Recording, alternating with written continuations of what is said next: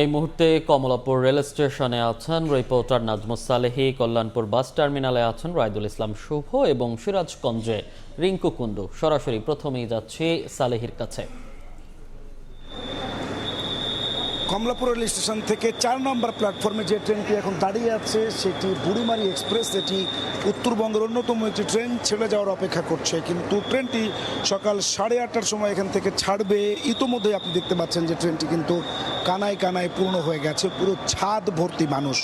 এরকমভাবে উত্তরবঙ্গের যতগুলো ট্রেন সকাল থেকে কমলাপুর রেল স্টেশন ছেড়ে কোনোটি রংপুর, কোনোটি নীলফামারীর দিকে ছেড়ে গেছে, তার প্রতিটিতেই আমরা দেখেছি উপচে পড়া ভিড়, যাত্রী চাপে নিষেধাজ্ঞা অমান্য করে শত শত মানুষ। বিশেষ করে নীলসাগর এক্সপ্রেস যেটি সকাল 6:45 এখান থেকে ছেড়ে গেছে, তার ছাদে আমরা হাজার খানেক মানুষ কিন্তু দেখেছি। অর্থাৎ বলা চলে যে ছাদে ইঞ্জিনে বাফারে যে ঝুঁকিপূর্ণ ভ্রমণ, তা আজকে সকাল থেকে উত্তরবঙ্গের ট্রেনগুলো প্রতিটিতেই আমরা সেই দৃশ্য দেখতে পাচ্ছি। প্রচুর সংখ্যক যাত্রী সকাল থেকে চাপ বেড়েছে কমলাপুর রেল স্টেশনে। তবে পূর্বাঞ্চলের ট্রেনে কিন্তু যাত্রী চাপ কিছুটা কম রয়েছে। বিশেষ করে সিলেট, চট্টগ্রাম এই অঞ্চলের ট্রেনগুলোতে বেশ ফাঁকা ফাঁকা এবং স্বস্তিদায়ক যাত্রা করছেন এই পথের যাত্রীরা। উত্তরবঙ্গের ট্রেনগুলোতে অনেকে গাদাগাদি ঠাসাঠাসি করে মানুষজনকে ঝুলে দরজার জানালায় আমরা যেতে দেখেছি।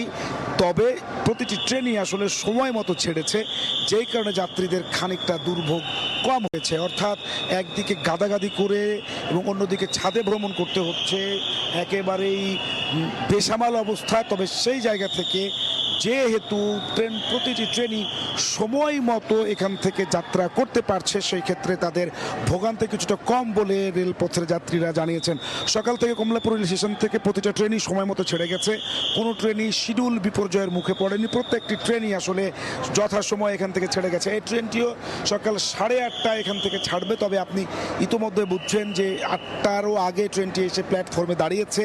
এটির যে ক্লিনিং এবং এটির যে ওয়াটারিং, তার সমস্ত কিছু ধোয়া মোছা কাজ শেষ হয়েছে এবং সেটি এখন ছেড়ে যাওয়ার অপেক্ষা করছে। তবে ছেড়ে যাবার আগেই আর শত শত যাত্রী ছাদে উঠেছে এবং আপনি দেখতে পাচ্ছেন যে রেলওয়ে নিরাপত্তা বাহিনী RNB তারা কিন্তু ছাদের যাত্রীদেরকে নামানোর চেষ্টা করছেন। তবে যাত্রীরা নির্বিকার। আমরা কয়েকজন যাত্রীর সঙ্গে কথা বলার চেষ্টা করেছি, তারা আসলে বলছেন যে যতই জীবনের ঝুঁকি থাকুক এবং যাই হোক না কেন, আসলে সব কিছু ছাপিয়ে তাদেরকে বাসায় যেতেই হবে, গ্রামে পরিবার পরিজনের সঙ্গে ঈদ আনন্দ ভাগাভাগি করার জন্য। আছে কমলাপুর রেল স্টেশন থেকে মোট 44টি আন্তনগর ট্রেন দেশের বিভিন্ন গন্তব্যে যাত্রী বোঝাই করে ছুটে যাবে। যাত্রীদেরকে পরিবারের সঙ্গে ঈদ আনন্দ ভাগাভাগি করতে তারা এখান থেকে নিয়ে গ্রামের উদ্দেশ্যে যাবেন। আজকে মোট 3টি আন্তনগর Eid special train Kamalapur rail station থেকে দেশের বিভিন্ন প্রান্তে ছড়িয়ে যাবে। এবং এই ছিল আমার কাছে এখন পর্যন্ত কমলাপুর রেল স্টেশন থেকে ঈদ যাত্রার সর্বশেষ খবর। সড়ক পথে ঈদ যাত্রার খবর জানতে যাব কল্যাণপুর বাস টার্মিনালে, সেখানে অপেক্ষা করছেন সহকর্মী রায়দুল ইসলাম শুভ। সালেহী, এই ঠিক স্বস্তির কথা বলছিলেন আপনি। রেলপথে, সড়ক পথেও স্বস্তি রাজধানী পর্যন্ত এখন পর্যন্ত আছে, কেননা যেটি কিনা আসলে দূরপাল্লার অর্থাৎ উত্তরাঞ্চলের যে সকল যাত্রীরা আছে, বিশেষ করে আমরা বরাবরই দেখে থাকি যে চন্দ্রা এবং নবীনগর, এলেঙ্গার দিকটা কিন্তু যানজটে পড়তে হয়। এবারও কিন্তু কিছুটা ব্যতিক্রম হয়নি, তবে অন্যান্য বেড়ার তুলনায় কিছুটা হলেও যে আমরা যারা ড্রাইভার বা যারা চালক আছে তাদের সাথে কথা বলছিলাম, তারা বলছিলেন যে আসলে অনেকটাই কিন্তু চাপ কম আছে সড়ক পথে। এবং ওই যেই দিকটিতে আসলে যেমনটা চাপ হয়ে থাকে বা যানজট হয়ে থাকে, অন্যান্য বারের তুলনায় এবারে কিন্তু তারা কম দেখতে পাচ্ছেন। 6 ঘন্টায় কিন্তু পৌঁছে যাচ্ছেন রাজশাহী। আবার আমরা একটি কল্যাণপুরের যে কাউন্টারগুলো রয়েছে সেই কাউন্টারগুলোতেও কিন্তু কথা বলেছি, তারা বলছেন যে এবার কিন্তু মোটামুটি সময় মতোই যেগুলো তাদের বাস সেগুলো ছেড়ে যাচ্ছে। এই মুহূর্তে আমরা যে সকল উত্তরাঞ্চলগামী যাত্রী আছে তাদের সাথে কথা বলছিলাম, তারা যেমনটা বলছেন যে প্রতিবার যেমন হয়ে থাকে আসলে একটা সড়ক পথে যে চাপটা বা দীর্ঘ সময় যানজটটা, সেইটা কিন্তু অনেকটাই এবার কম তারা লক্ষ্য করেছেন।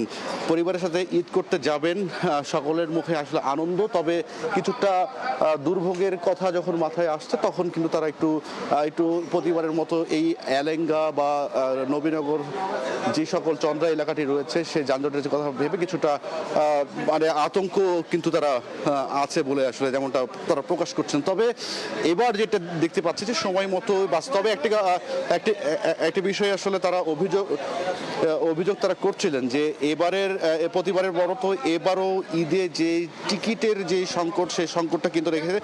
অনেক আগে থেকে যে টিকিট কাটার জন্য তারা অনেকটাই কিন্তু বুক পেয়েছে এবং কাঙ্ক্ষিত সময় কিন্তু তারা পায়নি বলে আসলে তেমনটা অভিযোগ করছেন। তো সবকিছু মিলিয়েই ছিল আমার কাছে কল্যাণপুর থেকে, অর্থাৎ রাজধানীর যে সকল পথে যে বাসগুলো ছেড়ে যাচ্ছে সেগুলো আসলে যমুনা সেতু বা সিরাজগঞ্জের কি অবস্থা সেটি দেখার জন্য আমাদের সেখানে আছেন আরেক সহকর্মী রিঙ্কু।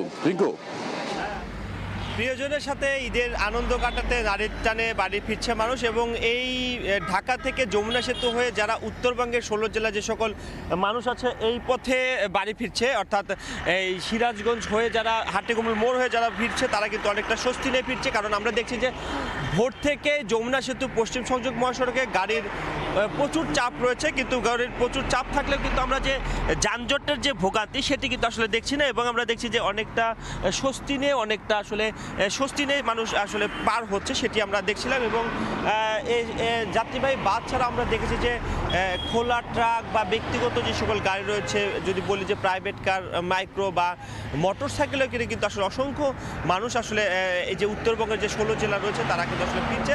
তবে যাত্রীরা যেটি বলছে যে অন্যান্যবারে যে যানজটের ভোগান্তি, চিরচেনা যে ভোগান্তির সেই চিত্র কিন্তু এবার নেই। এবার যানজটের ভোগান্তি না থাকায় অনেকটা স্বস্তি নিয়ে তারা আসলে এই পথে আসলে বাড়ি ফিরতে পারছে, এবং চালকরাও সেই স্বস্তির কথা জানাচ্ছিলেন। তো গাড়ির অতিরিক্ত চাপ রয়েছে, প্রচুর গাড়ি আসছে ঢাকা হয়ে যমুনা সেতু হয়ে, কিন্তু এই পথে ভোর থেকে আমরা যেটি দেখছি যে প্রচুর গাড়ির চাপ রয়েছে, কিন্তু যানজটের আসলে কোনো চিত্র আমরা দেখিনি। এবং এই যমুনা সেতু পশ্চিম সংযোগ থেকে রংপুর পর্যন্ত 4 লেনের যে কাজ সেটি কিন্তু আসলে শেষ হয়, এই সুফলটি আসলে তারা পাচ্ছে, এবং যে কারণে তারা অনেকটা স্বস্তি নিয়ে আসলে বাড়ি ফিরতে পারছে। এছাড়া আমরা যদি বলি যে মহাসড়কের যে গুরুত্বপূর্ণ পয়েন্টগুলো রয়েছে সেই গুরুত্বপূর্ণ পয়েন্টে জেলা পুলিশের পাশাপাশি হাইওয়ে পুলিশ, ট্রাফিক বিভাগ এবং আনসার সদস্য সহ এপিবিএন বিভিন্ন আইন শৃঙ্খলা বাহিনী কিন্তু আসলে কাজ করছে যানজটের যে নিরসন অথবা বা যদি বলি যে যানবাহনের অতিরিক্ত চাপ নিয়ন্ত্রণে তারা আসলে কাজ করছে, এবং তারা যাত্রীদের নিরাপত্তা আসলে কাজ করছে।